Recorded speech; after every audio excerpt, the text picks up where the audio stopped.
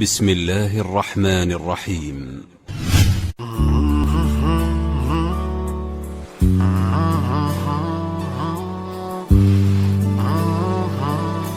السلام عليكم ورحمة الله وبركاته. وبعض Somali Fair Media ومركنا إذن لو ذاك يسمى قال كوبان وإنكو إيجينو عاصمة قبل كتقدر